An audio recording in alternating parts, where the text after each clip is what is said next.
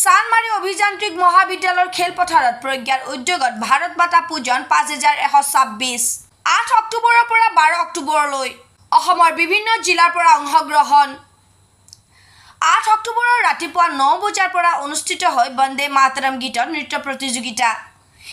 এই অনুষ্ঠানত প্ৰায় 22টা দলে অংশগ্ৰহণ লয়।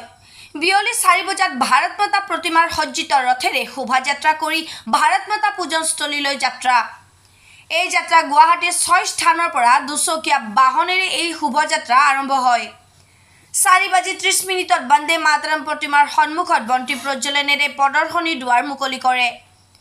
বিয়লি 5 বজাত বন্দে মাতৰম গীতত সমূহীয়া নৃত্য পৰিৱেশন কৰে বাল্মীকি সংগীত বিদ্যালয়ৰ শিল্পী আৰু বন্দে মাতৰম গীতৰ নৃত্য প্ৰতিযোগিতাত অংশগ্ৰহণ কৰা প্ৰতিযোগীসকলে। বিয়লি 6 বজাত 1000 লোকৰ বন্তি প্ৰজ্বলনেৰে অখণ্ড ভাৰত প্ৰদক্ষিণ কৰা হয়। সন্ধিয়া 6:30 মুকলি সভা অনুষ্ঠিত হয়।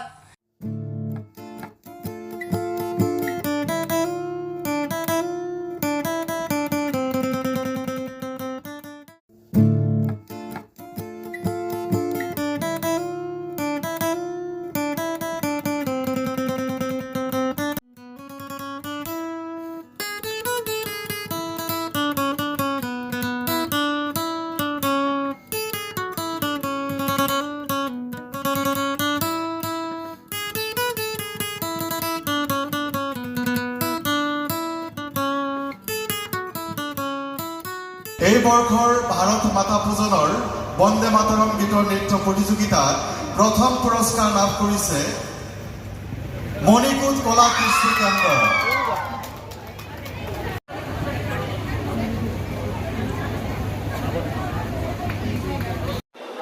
আজি যে অনুষ্ঠানটো আয়োজন কৰিছে ইয়াৰ উদ্দেশ্য কেনেকুৱা কওকচোন? ইয়াৰ উদ্দেশ্য হ'ল আমি ভাৰত মাতা পূজন অনুষ্ঠানটো আমি 2014 পৰা কৰি আছো। আমাৰ ভাৰতীয় যিবিলাক পুৰণা সংস্কৃতি সভ্যতা সেইবিলাক নতুন প্ৰজন্মক আমি দেখুৱাৰ কাৰণে এই ভাৰত মাতা পূজা অনুষ্ঠান কৰা হৈ আছে।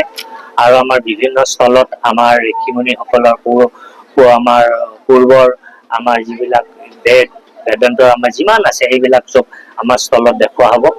আৰু আমাৰ উঠি অহা নতুন প্ৰজন্মই যিবিলাক বস্তু নাজানে সেইবিলাক বস্তু আমাৰ এই ভাৰত মাতাৰ পূজাৰ জৰিয়তে ইয়াত দেখিবলৈ পাব। ইয়াত আমাৰ আজি অখণ্ড ভাৰতৰ আমাৰ পৰিক্ৰমা হ'ব। প্ৰায় 1000 মানুহে এই অখণ্ড ভাৰতৰ পৰিক্ৰমা কৰিব। তাৰ লগতে আছে আমাৰ ইছলাম এৰিয়াৰ প্ৰায় 500 আমাৰ শিশুৱে ল'ৰা ছোৱালীয়ে তেওঁলোকে একেলগে সমূহীয়া নৃত্য কৰিব।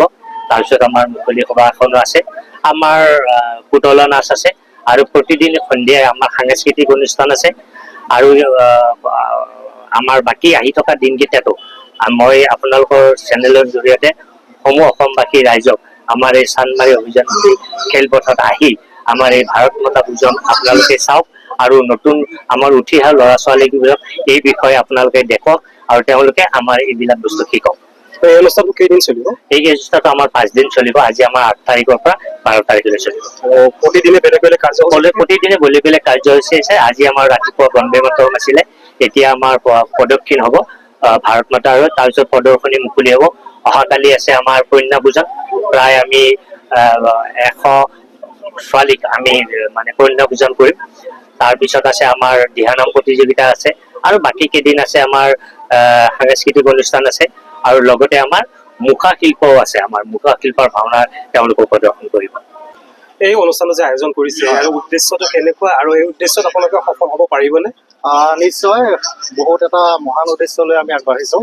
আচলতে প্ৰজ্ঞা ফাউণ্ডেশ্যনৰ উদ্দেশ্য হ'ল আমাৰ যি হেৰাই যোৱা ইতিহাস পৰম্পৰা ভাৰতীয় হওক বা আমাৰ অসমৰ হিচাপে অসমীয়া যিটো কলা সংস্কৃতি যিবিলাক হেৰাই গৈছে, নতুন প্ৰজন্মই যিবিলাক পাহৰি গৈছে, সেই সমূহ কলা সংস্কৃতিবিলাকক আনি পেলাই আমি নতুনকৈ উপস্থাপন কৰিব বিচাৰিছোঁ।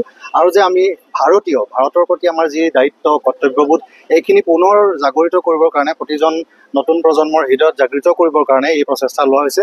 আৰু আমি আশাবাদী এই প্ৰচেষ্টাত আমি সফল হ'মেই হ'ম। আৰু বিভিন্ন ধৰণৰ যি নাৰীৰ প্ৰতি আজিকালি যুৱ প্ৰজন্মৰ যি সন্মান, যি শ্ৰদ্ধা নাইকিয়া আছে, গতিকে সেই শ্ৰদ্ধা বৃদ্ধিৰ বাবে কন্যা পূজন অনুষ্ঠান আছে, মহিয়সী নাৰী অনুষ্ঠান কৰা হ'ব, তাৰপিছত অখণ্ড ভাৰত পৰিক্ৰমা কৰা হ'ব। গতিকে এনেধৰণৰ বিভিন্ন আধ্যাত্মিক অনুষ্ঠানৰ মাজেদি নতুন প্ৰজন্মৰ মাজত আধ্যাত্মিকতা জগাই তোলাৰ প্ৰয়াস কৰা হ'ব। আপোনালোকে যিটো কথা ক'লে পুৰণি কৃষ্টি সংস্কৃতিবিলাক আকৌ নতুনকে আনিব, মানে নতুনকে হেৰি কৰি আনিব নে পুৰণাখিনিকে আমি উপস্থাপন কৰি নতুনকে তেওঁলোকৰ মাজত জনপ্ৰিয়তা মানে বঢ়াব বিচাৰিছোঁ। কাৰণ বহুতখিনি হেৰাই গৈছে ইতিমধ্যে। গতিকে হেৰাই যাব নিদিয়াকৈ যাতে নতুন প্ৰজন্মৰ হৃদয়ত আকৌ আমি সংস্থাপিত কৰিব পাৰোঁ, সেইটো প্ৰচেষ্টা আগত ৰাখিছোঁ আমি। ধন্যবাদ। অখণ্ড ভাৰত যি ভাৰত পূজন অনুষ্ঠান আয়োজন হৈছে, আপুনি এই বিষয়ে আচলতে পুৰাতন ভাৰতীয় সংস্কৃতিৰ যি আমাৰ মাজত আছিলে, কিছুমান আমাৰ যান্ত্ৰিকতাৰ মাজত বা আমি ব্যস্ততাৰ আধুনিকতাৰ প্ৰভাৱ পৰাৰ লগে লগে এই সংস্কৃতিসমূহ আমি আঁতৰি গৈছিলোঁ বা পাহৰি যাবলৈ উপক্ৰম হৈছিলোঁ। সেই সংস্কৃতিখিনি পুনৰ উত্থাপন কৰাৰ বাবে আৰু যিখিনি বস্তু আমাৰ মাজত সদায় আছে কিন্তু আমি বস্তু কিছুমান আমাৰ ভবা নাযায়, গতিকে সেইসমূহ পুনৰ এবাৰ উত্থান কৰি মানুহৰ মাজত, নতুন প্ৰজন্মৰ মাজত যাতে আকৌ সঠিক ৰূপত পৰিচালিত হয়, সেইটো মানসেৰে প্ৰজ্ঞাৰ এই উদ্দেশ্য।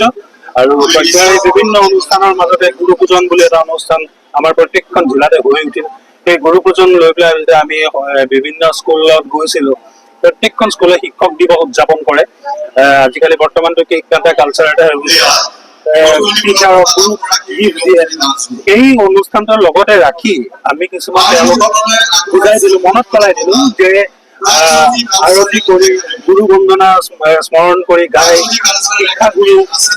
গুৰুসকলক যাতে চৰণ ধুৱাই তেওঁলোকক পুষ্পাঞ্জলি প্ৰদান কৰি এনেধৰণৰ অনুষ্ঠান কৰি যে আমি আমাৰ সংস্কৃতি যিটো পৰম্পৰা আছিলে সেইটোৰ লগতে নতুনত্বটো লাগিবই, তাৰ লগত আমাৰ যিটো পৌৰাণিক সংস্কৃতি আছিলে সেইটো যাতে আমি প্ৰসাৰ কৰিব পাৰোঁ, তাৰ মনতে প্ৰজ্ঞাৰ কিছুমান কাম কৰা যায়।